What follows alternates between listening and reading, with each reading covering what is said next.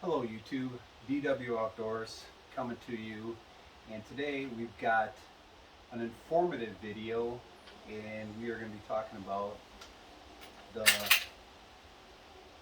Model 94 Big Bore. This one is chambered in 356 Winchester, but I thought I would talk to you a little bit about the Big Bore today, and also we'll shoot it at the end, so just stick around and you'll see if we can shoot this proficiently. But first, we'll make this is obviously it's unloaded. First, I wanted to give you just a little bit of an overview about the Big Bore series from Winchester. Back in the late back in late 1978, Winchester wanted to develop a lever action rifle that had a little bit more power to it than the old 30-30 and the 35 Remington. And if you know Winchester's history, you know that they had a Model 88 lever action that was chambered in 308. However, they had to scrap that one in the early 70s because it was just too expensive to produce. So in 78, Winchester said, hey, we've got a really good platform, the Model 94. Let's chamber that in a little bit more powerful of a cartridge. So they developed the 375 Winchester cartridge, and they chambered this new 94 Big Bore in that cartridge, and that came out late 78. And problem is there wasn't a whole lot that the 375 Winchester could do than the 30-30 could do. Its only real advantage is it shot a larger caliber bullet. It shot the 200 grain load from Winchester shot about 2,200 feet per second out of the muzzle, and a 30-30 170 grain bullet shoots about the same velocity. So yes, you got a little bit larger bullet, but velocity was the same. And in all honesty, there wasn't much that 375 Winchester could do any better than the 30-30. So Winchester in 1983, they decided that they were going to add a couple more calibers to the Big Bore line, and they decided that they were going to they wanted to chamber the Big Bore in 308 and 358. However, since it was a lever action and the 308 and the 358 don't have a rim, they had to add a rim to those two cartridges, and so they did so, and they renamed them the 307 Winchester and the 356 Winchester, and those two came out in 1983. Now those two cartridges were great cartridges.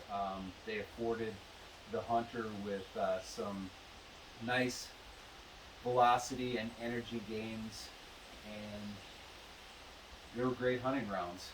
However, for whatever reason, they just didn't catch on, and I think one of the reasons is that a lot of hunters were starting to go away from the lever action and go to bolt guns, and so it just didn't sell a lot.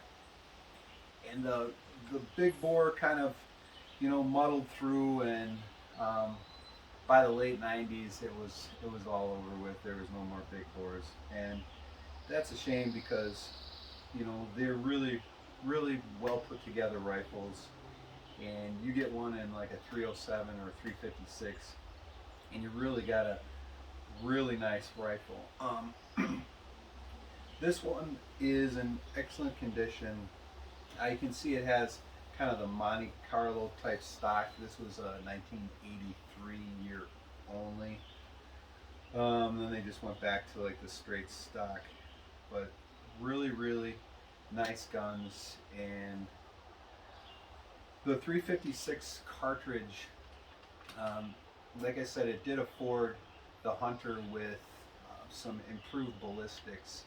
I reload the 356 Winchester. I shoot a 200 grain FTX bullet at about almost 2,500 feet per second. So it's got some power, and with that FTX bullet, ballistics are pretty decent, and it makes this gun almost a 300-yard deer gun, especially if you got one with the scope.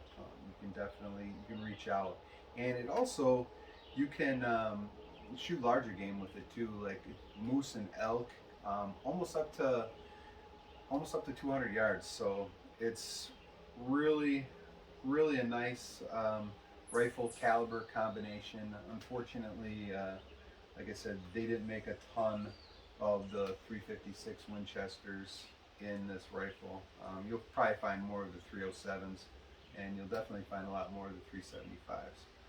But let's shoot this and see if we can get some good groups. I wanted to use this for some deer hunting, and hopefully we can get maybe like 2 MOA out of it. That would be, that's the goal. So let's figure it out. I'll put on my ears, and then we'll take some shots.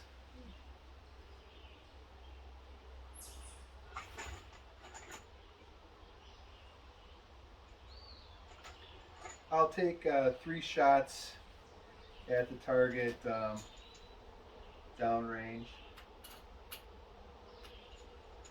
and we'll see what we end up with.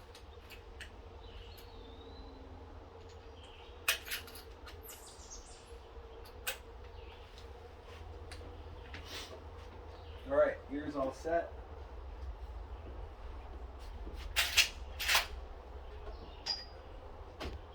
I'm going to shoot it, I've got a chronograph set up here too. I don't know if you can see it, probably not. But we'll shoot it over the chronograph and see what we get for velocity.